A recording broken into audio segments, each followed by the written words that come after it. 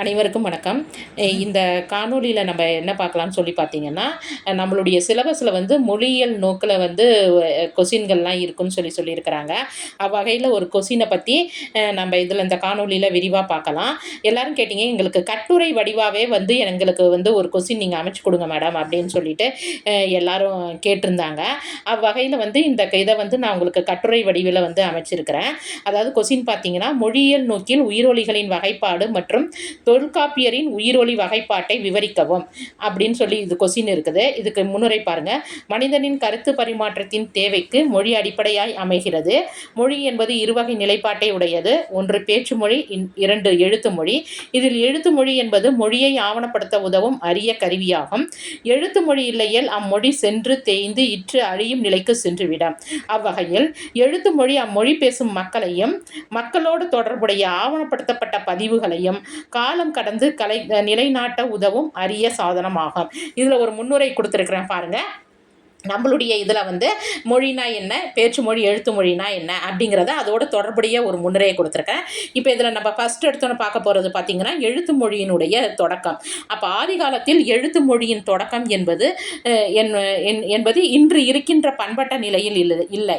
அதாவது எழுத்து முறையை வந்து எப்படி பிரிக்கலாம்னு பார்த்தீங்கன்னா, 3 பிரிவுகளாக பிரிக்கலாம். பட எழுத்து முறை, எண்ணெய் எழுத்து முறை, ஒளி எழுத்து முறை. பட எழுத்து முறையை பிக்டோகிராஃபின்னு சொல்கிறாங்க. எண்ணெய் எழுத்து முறையை ஐடியோகிராஃபி ரைட்டிங் அப்படின்னு சொல்கிறாங்க. ஒளி எழுத்து முறையை ஃபோனிட்டிக் ரைட்டிங்கிறாங்க. இந்த ஒளி எழுத்து முறை தான் வந்து எப்படி மாறுது, அசை எழுத்து முறையாகவும், அதாவது சிலபிக் ரைட்டிங்கும் அகர எழுத்து முறையாகவும் வருது. அதாவது அல்பபெட்டிக் ரைட்டிங் அப்படின்னு சொல்லி இதை சொல்கிறாங்க. அதாவது நான் ஃபர்ஸ்ட் எடுத்தோன்னே என்ன சொல்லியிருக்கிறாங்கன்னா, ஆதி காலத்தில் பண்பட்ட நிலை இல்லை, இந்த 3 முறைகளை அடியொற்றி தான் இன்னைக்கு இருக்கிற பண்பட்ட நிலைக்கானது மொழியானது வந்தது. இதில் ஒளி எழுத்து முறையை பல்வேறு படிநிலை வளர்நிலைகளை பெற்று எழுத்து மொழியாக தோற்றம் பெற்றது அப்படிங்கிறது. அந்த 3வது தான் இன்னைக்கு இருக்கிற எழுத்து மொழியாக தோற்றம் பெற்றது. எழுத்து மொழிக்கு அடிப்படையாய் அமைவன ஒலிகள் ஆகும். இப்போ இது ஒன்றா நான் அப்படியே 1 by 1 நான் வரேன் பாருங்க. அதே மாதிரி மொழி மற்றும் அதன் வகைப்பாடு. மொழி கூறுகளுள் மிகச்சிறிய கூறானது ஒலி ஆகும். மொழியின் அடிப்படை அலகு ஒலியாகும். ஒரு மொழியில் ஒலிக்கு பொருள் இல்லை. ஒலிகளின் சேர்க்கையால் உருவாகும் சொற்கள் மற்றும் தொடர்கள் பொருண்மையை உணர்த்தும் போது அவை தனக்கென ஒரு மொழி குறியீட்டை பெறுகின்றன அப்படின்னு சொல்லியிருப்பீங்க. இப்போ இந்த இடத்துல நல்லா நமக்கு தமிழை படிச்சிருந்தோன்னா இந்த கான்செப்டில் உங்களுக்கு ஒரு ஐயம் வந்திருக்கும். என்ன சொல்லியிருக்கிறேன், ஒரு மொழியில் ஒலிக்கு பொருள் இல்லை, ஒலிகளின் சேர்க்கையால் உருவாகும் சொற்கள் மற்றும் தொடர்கள். நீங்கள் எனக்கு உடனே கேட்பீங்க, அப்போ ஒலிகளால் உருவாகின்ற சொற்கள் மட்டும் சொல்லியிருக்கிறீங்க, அப்போ ஓரெழுத்து மொழிக்கு நீங்கள் வந்து பொருள் இல்லையா, அதை நீங்கள் இந்த இடத்துல சுட்டி செல்லலையே அப்படின்னு சொல்வீங்க. ஆனால் இந்த இடத்துல வந்து என்னன்னு சொல்லி பாருங்க, ஒலிகளின் சேர்க்கை. இப்போ காங்கிற ஓரெழுத்து ஒரு சொல்லினா அதில் இக்கு ப்ளஸ் ஆ அப்படின்னு 2 இது இருக்குது. அதைத்தான் சொல்கிறேன் இந்த இடத்துல சொற்கள் அப்படின்னு சொல்லிட்டு. அப்போ இதை மறுபடியும் படித்து பாருங்க. ஒலிகளின் சேர்க்கையால் உருவாகும் சொற்கள் மற்றும் தொடர்கள் பொறுமையை உணர்த்தும் போது அவை தனக்கென மொழி குறியீட்டை பெறுகின்றன. மொழியியல் துறையில் ஒலியியல் மற்றும் மொழியியல் பற்றிய புரிதலுக்கு ஒலி பற்றிய புரிதல்கள் அவசியமாகின்றன. பொது நிலையில் ஒலிகளை உயிரொலி, மெய்யொலி என 2 பிரிவுகளாக பிரிக்கலாம். அப்போ நமக்கு மொழியை பற்றி தெரிஞ்சாதான், அந்த ஒலியை பற்றி தெரிஞ்சாதான் மொழியியல் தொடர்பான ஆய்வுகளை வந்து நாம் அறிந்து கொள்ள முடியும். அடுத்து பாருங்க, ஒலி ஆய்வு முறைகள். அப்போ ஒலியை பற்றி சொல்லிட்டேன். முதல்ல பார்த்தீங்கன்னா மொழியை பற்றி சொன்னேன், மொழியில் எழுத்து மொழி, பேச்சு மொழி சொன்னேன், அப்புறம் எழுத்து மொழி எப்படி தொடங்குச்சுன்னு சொன்னேன், அப்புறம் எழுத்து மொழியில் ஒலியினுடைய முக்கியத்துவத்தை பற்றி சொன்னேன். இப்போ அடுத்த பாயிண்ட் பார்த்தீங்கன்னா ஒலி ஆய்வு முறைகள் என்ன அப்படின்னு சொல்ல போறேன். ஒலியியலை ஆராயும் அணுகுமுறையின் அடிப்படையில் ஒலியியலை 3ஆக பகுக்கலாம். அவை பார்த்தீங்கன்னா, 1 ஒலிப்பியல் அல்லது ஒலிப்பு ஒலியியல், ஆர்டிகுலரி ஃபோனெட்டிக்ஸ். அடுத்து ஒலி இயக்கவியல் அல்லது அலை ஒலியியல், அக்வஸ்டிக் ஃபோனெட்டிக்ஸ். அடுத்து ஒலி உணர்வியல் அல்லது கேட்பொழியல், அதாவது ஆடிட்டரி ஃபோனெட்டிக்ஸ் அப்படின்னு சொல்லிட்டு 3. இந்த இதில் கூறப்பட்டுள்ள 3 வகையான ஆய்வு முறைகளிலே ஒலிப்பியல் அல்லது ஒலிப்பு ஒலியியல் அடிப்படையிலேயே மரபிலக்கணங்கள் மற்றும் மொழியியல் அடிப்படையிலான சில விளக்கங்கள் அமைகின்றன. இந்த 3 முறையில் நமக்கு தேவைப்பட்டதுன்னு பார்த்தீங்கன்னா 3வது அப்படிங்கிற 3வது, அதாவது ஒலி உணர்வியல் அல்லது கேட்பு ஒலியியல் அப்படின்னு சொல்லியிருக்கிறாங்க. இது தொடர்பாக வருகின்ற விளக்கங்கள்லாம் அப்படியே ஒன்றா பார்த்துட்டு போகலாம். ஒலிப்பியல், மனிதன் பேச்சுறுப்புகள் அனைத்தும் அமைப்பிலும் ஓரளவு அசைவிலும் ஒன்றாக இருப்பதால் அவை ஒலிகளை ஆராய்வதும் வகைப்படுத்துவதும் உடற்கூற்று நோக்கில் அமைவதால் ஒலிப்பியலை உடற்கூற்று ஒலிப்பியல், இது நல்லா அண்டர்லைன் பண்ணிக்கங்க. நம்மளுடைய ஒலிகள் எல்லாமே எதை சார்ந்த சார்ந்து தான் அமையுது? நம்மளுடைய உடல் உறுப்புகளை சார்ந்து தான் அமையுது. நம்மளுடைய உடல் உறுப்புகள் இல்லைன்னா நம்மளால ஒலி எழுப்ப முடியாது. அதனால நம்ம இதை என்னன்னு சொல்லலாம்னு சொல்றாங்க, உடற்கூற்று ஒலிப்பியல் அப்படின்னு சொல்றாங்க. அது சைக்கலாஜிக்கல் ஃபோனெடிக்ஸ் அப்படின்னு சொல்றாங்க. உடற்கூற்று ஒலிப்பியல் அப்படின்னா என்னன்னு பார்க்கலாம். உடற்கூற்று ஒலிப்பியல் இடம்பெறும் ஒலியுறுப்புகளை காற்றறைகள், ஒலி எழுப்பிகள் என்று இருபெரும் பிரிவுகளாக பிரிக்கலாம். இதை நம்மளுடைய மரபிலக்கண நூல்களாலும் சுட்டியிருப்பாங்க. காற்றறைகள் அப்படிங்கிறது பார்த்தீங்கன்னா என்னென்னு பார்த்தீங்கன்னா நெஞ்சு, தொண்டை, வாய், மூக்கு. ஒலி எழுப்பிகள் அப்படின்னு சொல்லி பார்த்தீங்கன்னா பல், இதழ், நா, மூக்கு, அன்னம். இதை வந்து ஆர்டிகுலேட்டர் அப்படின்னு சொல்லுவாங்க. உடற்கூற்று ஒலிப்பியல் அடிப்படையில் அமையும் இயக்கத்தை 1 பேச்சொலியின் உடல் இயக்கவியல், 2 பேச்சொலியின் ஒலி இயக்கவியல் என 2ஆக வகைப்படுத்தலாம். இப்போ நான் கொடுத்துருக்கிற இந்த மெத்தடு எல்லாமே உங்களுக்கு வந்து மொழியலோடு தொடர்புடைய ஒளியனியலை பற்றி உங்களுக்கு வந்து இது கொஸ்டினோடு தொடர்புடையது. அப்போ இந்த இவ்வளோ டேட்டாவையும் நீங்கள் படிச்சிங்கன்னா நீங்கள் ஒளியலை பற்றி கேட்டாலும் எழுதலாம், தொல்காப்பியத்தை பற்றி கேட்டாலும் எழுதலாம். தொல்காப்பியத்தை பற்றி கேட்கும்போது இதை கூடுதலாக எழுதும்போது உங்களுக்கு வந்து நல்லா இருக்கும். இது நான் அப்படின்னு சொல்லிட்டு போக சொல்லிக்கிட்டே போகிறேன். அதாவது இப்போ சொல்லிட்டேன். அதாவது ஒலி ஆய்வு முறையில் 3வது தான் நமக்கு முக்கியமானது. 3வதுல உள்ளதை வந்து அந்த உடற்கூற்று ஒலிப்பியல்னு சொல்கிறாங்க. உடற்கூற்று ஒலிப்பியலில் காற்றறைகள், ஒலி எழுப்பிகளை பற்றி சொல்கிறாங்க. இந்த உடற்கூற்று ஒலிப்பியலையே மேலும் 2ஆ பகுக்கிறாங்க. என்னது? பேச்சொலியின் உடல் இயக்கவியல். அதாவது பேச்சொலியை எழுப்பும் பணியில் வயிற்றிலிருந்து தலைவரை உள்ள பெரும்பாலான உறுப்புகள் ஈடுபடுகின்றன. இவ்வுறுப்புகளின் இயக்கத்தை பேச்சொலியின் உடல் இயக்கவியல், அதாவது சைக்காலஜி ஆஃப் ஸ்பீச் என்று கூறுவார். உடம்பில் உள்ள உறுப்பு, தொண்டையில் உள்ள உறுப்பு, தலையில் உள்ள உறுப்பு இவை அனைத்தும் ஒன்று சேர்ந்து இயங்கு ஒலிகளை உருவாக்குகின்றன. இவ்வுறுப்புகளை பேச்சொலி பொறி என்றும், இவ்வுறுப்புகள் அந்த உறுப்புகளை வந்து என்னன்னு சொல்றாங்கன்னா பேச்சொலி பொறி. இதெல்லாம் ஒன் வேர்டில் வரலாம் உங்களுக்கு. இவ்வுறுப்புகள் உயிர்த்தல், ரெஸ்பிரேஷன், குரல் எழுப்புதல், வாய்ஸிங், 3வது வந்து ஒலித்தல், ஆர்டிகுலேஷன் ஆகிய தொழில்கள் நடைபெற உதவுகின்றன. நல்லா ஞாபகம் வச்சுக்கோங்க. பேச்சொலியின் உடல் இயக்கவியல். அடுத்து பேச்சொலியின் ஒலி இயக்கவியல். பேச்சுக்குழலில் உள்ள ஒலி எழுப்பிகள் தம்முள் இயைந்து பேச்சுக்குழலின் வடிவத்தை பல விதத்தில் மாற்றி அமைப்பதோடு காற்றலைகளையும் பலவிதமாக அமைய செய்கின்றன. பேச்சுக்குழலின் வடிவமைப்பு, கொள்ளளவு, ஒலி உறுப்புகளின் அமைப்பு ஆகியவற்றை பொறுத்தே அவற்றில் பிறக்கும் ஒலியலைகள் அமைகின்றன. இவ்வொலிகள் காற்றில் மிதந்து செவிப்புலன்களை அடையும் போது அவை பலவிதமான ஒலிகளாக உணரப்படுகின்றன. இவ்வாறு அமையும் பேச்சொலியின் ஒலி இயக்கத்தையே பேச்சொலியின் ஒலி இயக்கவியல் என மொழியியலாளர் குறிப்பிடுகின்றனர். நல்லா ஞாபகம் வச்சுக்கோங்க. ரெண்டு பாயிண்ட். அதாவது பேச்சொலியின் உடல் இயக்கவியல் அப்படிங்கிறதுனா பேச்சு உறுப்புகள் மூலமாக நம்ம வந்து ஒலிகளை வந்து ஒலிக்கிறது. அந்த ஒலிகள் வந்து காற்றலைகள் மூலமாக பரவி நம்ம கிட்ட எப்படி சேர்த்து வருது. அதாவது என்னது, நம்ம செவிப்புலன்களை அடையும் போது பலவிதமான ஒலியா உணர்றது. இதுல 2 நுண்ணிய பகுதி இருக்குது, ஞாபகம் வச்சுக்கோங்க. ஒரு ஒலியை எழுப்புறது வந்து உடல் இயக்கவியல். அது நம்ம செவிய வந்து அடைந்து அந்த ஒலியை நம்ம உணர்றோம் பாத்தீங்களா, அதுதான் இயக்கம். அதாவது ஒலியை எழுப்புறது வந்து உடல் இயக்கவியல். அதை நம்ம உணர்றோம் பாருங்க, அதை வந்து பேச்சொலியின் ஒலி இயக்கவியல். உடல் உறுப்புகள்ல நடைபெறது வந்து உடல் இயக்கவியல். நம்ம அதை உணர்றதை வந்து என்னன்னு சொல்றாங்க, ஒலி இயக்கவியல் அப்படின்னு சொல்லிட்டு சொல்கிறாங்க. இது அப்படியே நான் அப்படியே தனித்தனியாக எடுத்து சொல்லியிருக்கிறேன் பாருங்க.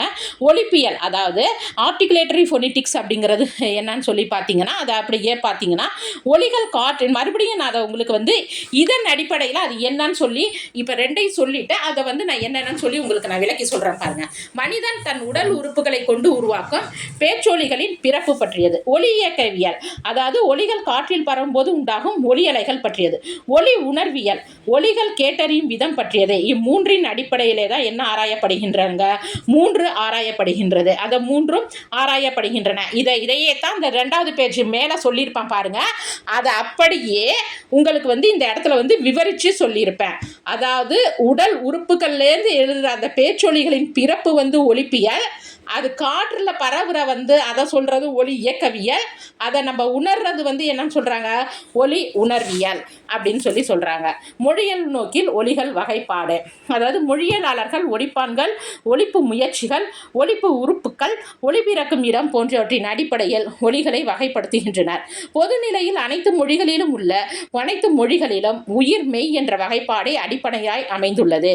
மூச்சுக்காற்றானது வாயறையில் எவ்வித தங்கு தடையும் இன்றி ஒளி, அதாவது இயங்கு ஒலிப்பான்களும் இயங்கா ஒலிப்பான்களுக்கும் இடையே தடையின்றி செல்லும் போது உயிரொலிகள் பிறக்கின்றன. மூச்சு காற்றானது வாயறையில் இயங்கா ஒலிப்பான்களுக்கு இடையே செல்லும் போது தடை ஏற்படும் போது மெய்யொலிகள் பிறக்கின்றன. இதுவரைக்கும் நம்ம பார்த்த கருத்துக்கள், அதாவது இந்த மொழியியல் நோக்கு அப்படின்னு சொல்றது நீங்க உடனே தமிழுக்குன்னு மட்டும் நினைச்சுக்காதீங்க. இதுல சொல்லப்படுகின்ற கருத்துக்கள் அனைத்துமே உலக மொழியில உள்ள எல்லா மொழிகளுக்கும் பொருந்தும். இது மொழியியல் நோக்கு அப்படின்னு சொல்லி பார்த்துட்டோம்னாலே அது உலகில உள்ள எல்லா மொழிகளுக்குமே பொருந்துமாறு தான் இதனுடைய விதிகளை வந்து நமக்கு அமைச்சு கொடுத்துருக்குறாங்க. அதை வந்து நம்ம ஞாபகம் வச்சுக்கணும். அடுத்து உயிரொலி வகைப்பாடு பாருங்க. நாவ் எழு உயரம், ஒளி பிறக்கும் பகுதி, இடரின் நிலை ஆகியவற்றை அடிப்படையாக கொண்டு உயிரொலி வகைப்பாடு அமைகின்றன. இது வந்து ஜென்ரல், உங்களுக்கு வந்து இது பொதுவான மொழிகளினுடைய வகைப்பாடு. அப்ப நாய் எழுகின்ற உயரம் எத்தனை? 7. ஒளி பிறக்கும் இடம் எத்தனை? 3. இதழின் நிலை எத்தனை? 2 என்பவற்றை அடிப்படையாக கொண்டு உயிரொலிகளை வகைப்பாடு செய்யலாம். அதாவது இந்த நாய் எழுகின்ற உயரத்தை வந்து 7ன்னு சொல்லிட்டோம். அது எப்படின்னு சொல்லி பார்க்கலாம். அல்லது உயர்நிலை, கீழ் உயர்நிலை, மேல் இடைநிலை, நல்லிடை அல்லது இடைநிலை, கீழ் இடைநிலை, மேல் தாழ்நிலை. இதை வந்து சில இதுங்களில் வந்து மேல் கீழ் அப்படிங்கிற மாதிரி கூட நம்ம வந்து கொடுத்துருப்பாங்க. அதை வந்து இங்கே உயர் தாழ் அப்படிங்கிற மாதிரி கூட இந்த இடத்துல வந்து சொல்லியிருக்கிறாங்க. அடுத்து பாருங்க, ஒளி பிறக்கும் இடம். ஒளி பிறக்கும் இடம்னு சொல்லி பார்க்கும்போது முன்பகுதி, நடுப்பகுதி. ஒளி பிறக்கும் இடம் பார்த்தீங்கன்னா முன்பகுதி, நடுப்பகுதி, பின்பகுதி அப்படின்னு சொல்லிட்டு வரும். இதழின் நிலை பார்த்தீங்கன்னா விரிநிலை, குவிநிலை. இதன் அடிப்படையில் மனிதன் 42 உயிர்களை உருவாக்க முடியும். அதாவது நாய் எழும் உயரம் 7, ஒளி பிறக்கும் இடம் 3. இது இரண்டும் உரள 21 வகைப்பாடு கிடைக்கும். இவ்வாறு பெறப்பட்ட 21 வகைப்பாட்டுடன் இதழின் நிலை 2, அதாவது விரிநிலை, குவிநிலை அந்த 2ம் உரள 42 உயிர்கள் கிடைக்கின்றன. உலகில் உள்ள அனைத்து உயிரொலிகளையும் இந்த 42 வகைப்பாட்டினில் அடக்கி கூறலாம். இவற்றில் சிலவற்றில் வேறுபாடுகள் காணப்படும். உயிர்கள் துணை குறியீடுகளின் உதவியோடு வேறுபடுத்தி காட்டப்படுகின்றன. வேற ஒன்றும் கிடையாது. உலகத்துல நம்ம தமிழ் மொழி மட்டும் கிடையாது, நான் ஏற்கனவே சொன்னதுதான். இதுவரைக்கும் சொல்லிட்டு இருக்கிற எல்லா கருத்துகளுமே உலக மொழிகள் அனைத்துக்குமே பொருந்தும். அப்ப உலக மொழிகள்ல உள்ள அனைத்து உயிரொலிகளையும் இந்த 42 வகைப்பாட்டுல ஏதோ ஒரு வகையில வந்து நம்ம அடக்கி கொண்டு வந்துடலாம் உயிரொலிகளை. அதே மாதிரி பார்த்தீங்கன்னா அதில் உள்ள வேறுபாடுகளை சில துணை குறியீடுகள் மூலமாக விளக்கி சொல்றாங்க.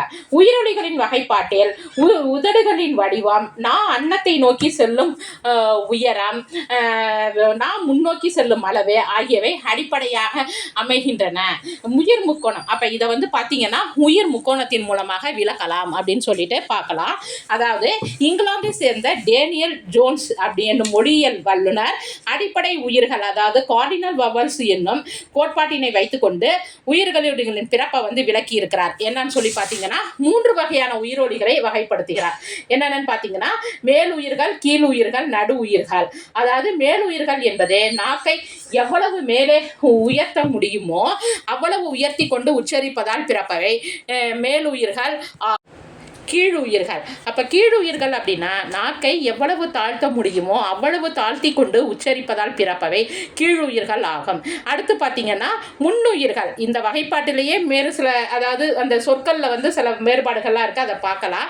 மேல் முன்னுயிருக்கும் கீழ் முன்னுயிருக்கும் இடையில் ஒன்றிற்கொன்று சம தூரத்தில் பிறப்பவை மற்ற முன்னுயிர்கள் மற்றும் பின் உயிர்கள் ஆகும். இந்த முன்னுயிர்களையே முன் இடை உயிர்கள், பின் உயிர்கள், பின் இடை உயிர்கள் அல்லது என்னது, அதாவது முன்னுயிர்களை வந்து முன் இடை உயிர்கள் அல்லது இதழ் விரி உயிர்கள் அப்படின்னு சொல்லியிருக்கிறாங்க. அதேமாரி பின் இடை உயிர்கள் அல்லது இதழ் குவி உயிர்கள் அப்படின்னு சொல்லிட்டு அந்த சம தூரத்தில் பிறக்கிறத வந்து உங்களுக்கு வந்து எடுத்து சொல்லியிருக்கிறாங்க. இந்த முக்கோணத்தில் அப்படியே பார்த்துக்கங்க. முன் பின், முன்னில் வந்து பார்த்தீங்கன்னா இ, பின்னில் வந்து பார்த்தீங்கன்னா என்னது உ. அதேமாரி இதழ் விரியில் வந்து ஏ, இதழ் குவியில் வந்து ஓ, நடு உயிர் வந்து என்னது ஆ அப்படின்னு சொல்லியிருப்பாங்க. இதை வந்து முன் பின் அப்படிங்கிறத வந்து மேல் கீழ், முன் இடை, பின் இடை அப்படின்னு சொல்லிட்டு கூட நம்ம வந்து என்ன பண்ணிக்கலாம், பிரிக்கலாம் அப்படின்னு சொல்லிட்டு உங்களுக்கு வந்து அவங்க வந்து சொல்லியிருக்கிறாங்க. அடுத்து பாருங்க, இந்த உயிர் முக்கோணம் மாரியே உயிர் நாற்கோணம் அப்படிங்கிற மாரியும் இந்த உயிரொலிகளினுடைய வகைப்பாட்டை வந்து விவரிக்கலாம். அதாவது உயிரொலிகளின் பாகுபாட்டினை உயிர் நாற்கோணம் என்ற முறையிலும் விளக்கலாம். அதாவது உயிர் முக்கோணம் மாரி விளக்கணும்ல, அதே மாரி உயிர் நாற்கோணம் அப்படிங்கிற முறையிலையும் விளக்கலாம். அதாவது நாற்கோணம் பார்த்துக்கோங்க, முன்பின் பார்த்துக்கோங்க, மேல் கீழ் பார்த்துக்கோங்க, இதழ் விரி இதழ் குவி, அந்த இடையில வந்து என்னென்ன எழுத்துக்கள் வரும் அப்படிங்கிற மாதிரியெல்லாம் உங்களுக்கு எடுத்து போட்டிருக்கிறேன். இதை வந்து அப்படியே ஒன்றுத்தையும் நம்ம எப்படி வந்து உருவாக்கலாம் அப்படிங்கிறத பற்றி பார்க்கலாம். இதே போன்று உலக ஒளியியல் கழகத்தார் மற்றும் அமெரிக்க ஒளியியலாளர் போன்றோரும் உயிரொலி வகைப்பாட்டை வகைப்படுத்தியுள்ளன. இதை வந்து எப்படின்னு சொல்லிட்டு பாருங்க, ஒன்னொன்னு எப்படி கொண்டு வரேன்னு சொல்லிட்டு பாருங்க. உயிர்களை வந்து மேல் கீழ், அதாவது அந்த நாற்கரத்திலே பாருங்க, மேல அம்புக்குறி போட்டு ஒன்று வச்சிருப்பேன், கீழே அம்புக்குறி போட்டு, அது என்ன எழுத்துக்கள்னா ஐ ஏ. அடுத்து அதுக்கப்புறம் முன்னுயிர்கள்ல வந்து அதை 4ஆ பிடிச்சிருக்கிறாங்க பாருங்க, மேல் மேலிடை கீழிடை கீழ். அதுக்கப்புறம் பாருங்க அதே முன்னுயிர்கள்ல மேல் கீழ்மேல் மேலிடை நடுவிடை கீழிடை மேல் கீழ், அதில் என்னென்ன எழுத்துக்கள் வரும்னு சொல்லி பாருங்க. அடுத்து பின் பாருங்க, இப்போ முன்னாடி பார்த்தோமா அதே பின் பாருங்க, பின் மேல் மேலிடை கீழிடை கீழ். அதே மாரி இதுவே இதழ் விரிக்கும் வரும், இதழ் குவிக்கும் வரும். முன் இதழ் விரி உயிரில் அது என்னென்னு சொல்லி பாருங்க, மேல் கீழ்மேல் மேலிடை நடுவிடை கீழிடை மேல் கீழ் கீழ். அதே மாதிரி பாருங்க, அதை அப்படியே இதழ் விரி உயிருக்கு கொண்டு போங்க. அந்த பிராக்கெட்ல உள்ளதெல்லாம் என்னென்ன எழுத்துக்கள் அப்படிங்கிறது, மேல் முன் இதழ் விரி உயிர், கீழ்மேல் முன் இதழ் விரி உயிர், மேலிடை முன் இதழ் விரி உயிர், நடுவிடை இதழ் விரி உயிர், கீழிடை முன் இதழ் விரி உயிர், மேல் கீழ் முன் இதழ் விரி உயிர், கீழ் முன் இதழ் விரி உயிர். இது வந்து இதழ் விரிக்கு. இது அப்படியே பின்னாடி முன் இதழ் விரி உயிர்கள். அடுத்து வர்றது பின் இதழ் குவி உயிர்கள். என்னென்னு பாருங்க, மேல் பின் இதழ் குவி உயிர், கீழ் மேல் பின் இதழ் குவி உயிர், மேலிடை பின் இதழ் குருவி உயிர், நடுவிடை பின் இதழ் குவி உயிர், கீழிடை பின் இதழ் குவி உயிர், மேல் கீழ் பின் இதழ் குவி உயிர், கீழ்பின் இதழ் குவி உயிர் அப்படின்னு சொல்லிட்டு மேற்கூறியவற்றின் அடிப்படையில் இந்த மாரிலாம் உயிரொலிகளினுடைய வகைப்பாட்டை அமைச்சுக்கலாம். முதல்ல பாருங்க, முன்னுன்னு கொடுத்துருப்பேன் மேல் கீழ். அதற்கப்புறம் பார்த்தீங்கன்னா மேல் கீழ் மேலிடை கீழிடை. அதை அப்படியே மறுபடியும் ஏழாக பாருங்க, மேல் இந்த 4ஐயும், அதாவது மேல் கீழையும் மேல் மேலிடை கீழிடை கீழ், இந்த 4ஓட சேர்ந்து நடுவிடை ஒன்று தான் எக்ஸ்ட்ராவாக நம்ம அதில் சேர்ப்போம். அடுத்து பின்னுக்கு அதை அப்படியே சேர்த்துக்காங்க, ஈஸியாக புரிஞ்சுக்கோங்க. அதாவது இது நேரடியான வகுப்பாக இருந்தால் நம்ம வந்து அப்படியே விளக்கி சொல்லலாம், இதை கொஞ்சம் சிரமப்பட்டு புரிஞ்சுக்கோங்க. அதாவது மேல் கீழ் மேலிடை கீழிடை, இது அப்படியே இந்த மேல் கீழே இந்த மேல் மேலிடை கீழிடை கீழ், இது 4ஐயும் சேர்த்தோம்னா இதில் 2 இதில் 4 6, அதில் ஒன்று எக்ஸ்ட்ரா சேர்க்க போகிறீங்க நடு. இது அப்படியே எதற்கும் உருண்டு வரும், பின்னுக்கும் உருண்டு வரும், வேற ஒன்றும் கிடையாது. அடுத்து பாருங்கன்னா அமெரிக்க ஒளியியலாளர் கழகத்தார்கள் வந்து எப்படி உயிர்களை வந்து வகைப்படுத்தி இருக்கிறாங்கன்னு சொல்லி பாருங்க. முன் நடு பின், அது அப்படியே முன் நடு பின், அது ரெண்டையுமே இப்படி ஒவ்வொன்றுத்துலேயும் 2 வகைப்பாடு. என்னென்னு பாருங்கன்னா இதழ் விரி இதழ் குவி இதழ் விரி இதழ் குவி இதழ் விரி இதழ் குவி. அது அப்படியே இந்த 7 வகைப்பாட்டையும் இங்கே கொண்டு போயிருக்கிறாங்க. கீழ் மேல் மேலிடை நடுவிடை கீழிடை மேல் கீழ் கீழ். இதை பாருங்க, அப்படியே 42 எப்படி அமைஞ்சிருக்குது அப்படின்னு சொல்லிட்டு நான் உங்களுக்கு வந்து இந்த 42 ஒலிகள் எப்படி வந்துச்சு அப்படிங்கிறத உங்களுக்கு எடுத்துக்காட்டி எல்லாத்தையுமே போட்டிருப்பேன். இதில் ஒரு 3 இடத்துல மட்டும் பிளாங்க் இருக்கும். இது ஏன் மேடம் இப்படி இருக்குது அப்படின்னு சொல்லி பார்த்தீங்கன்னா, இந்த ஒலி வந்து அந்த ஒரு சில குறிப்பிட்ட மொழிகள், அதாவது ஒரு சில குறிப்பிட்ட மொழிகளில் அந்த உயிர் இல்லாமல் இருக்கலாம், அதாவது உயிரோடு இல்லாமல் இருக்கலாம், வேறு மொழிகளில் வந்து அந்த ஒலியானது இருக்கலாம் அப்படிங்கிறதான் இதில் உள்ள ஒரு சின்ன ஒரு குறிப்பு. மேற்குறிப்பிட்ட முறைகள் மட்டுமின்றி விரைப்புயிர், நெகிழ்வுயிர், மூக்குயிர், நாவலை உயிர் அல்லது நாமடி உயிர் என்ற அடிப்படையிலையும் உயிரொலிகளை வகைப்படுத்தலாம். இப்ப இதுக்கு முன்னாடி பார்த்ததெல்லாம் ஒரு மெத்தடு. இதை தாண்டியும் என்னென்ன வகைப்பாடுகள்லாம், ஏன்னா நமக்கு தெரிஞ்ச ஒரு உயிர்னு ஒரு ஒலின்னு இருந்துச்சுன்னா அதை பல்வேறு அடிப்படைகளில் வகைப்படுத்தலாம். அது என்னென்ன அடிப்படை அப்படிங்கிறத சொல்லிட்டோம். அதுதான் இதை தாண்டி என்ன சொல்லியிருக்கிறாங்க, விரைப்புயிர். இது ஒரு பெரிய டாபிக், அது நிறைய போணுச்சுன்னா இன்னும் கால அளவு அதிகமாக இருக்குமேன்னு சொல்லிட்டு அதனுடைய வகைப்பாட்டை மட்டும் இந்த இடத்துல நான் சுட்டிட்டு போயிருக்கிறேன். இப்போ பார்த்தீங்கன்னா இது முழுக்க இது எல்லாமே அதாவது மொழியியல் நோக்கில் உயிரொலிகளை எப்படி வகைப்படுத்தலாம் அப்படிங்கிறத வந்து நான் உங்களுக்கு இதில் வந்து சொல்லியிருப்பேன். இப்போ அவங்க வந்து தொல்காப்பியரின் ஒளியியல் கோட்பாடு அப்படின்னு கேட்டாலும் நீங்கள் வந்து என்ன பண்ணலாம், இந்த இதை எடுத்துக்காட்டலாம். காட்டலாம். அதே சமயத்தில் மொழியியல் நோக்கில் தொல்காப்பியரின் ஒளி பிறப்பியலை பற்றி விளக்குக அப்படின்னாலும் இதை பற்றி சொல்லலாம். அதாவது என்னுடைய இந்த கட்டுரைங்கிறது அவங்க எப்படி கேட்டாலும் எழுதுகிற அளவுக்கு நான் எல்லாத்தையுமே சேர்த்து இதில் வந்து உங்களுக்கு வந்து என்ன கொடுத்துருப்பேன், செய்திகளை வந்து உங்களுக்கு ஏற்ற, அதாவது நம்ம எக்ஸாம் பாயிண்ட் ஆஃப் வியூவில் இது நிறைய இன்னும் விளக்கங்கள் இருக்குது. நான் எக்ஸாம் பாயிண்ட் ஆஃப் வியூவில் உங்களுக்கு எல்லாத்தையுமே தேவைப்படுற விஷயங்களை சுருக்கி தான் நான் இதை வந்து கொடுத்துருக்குறேன்.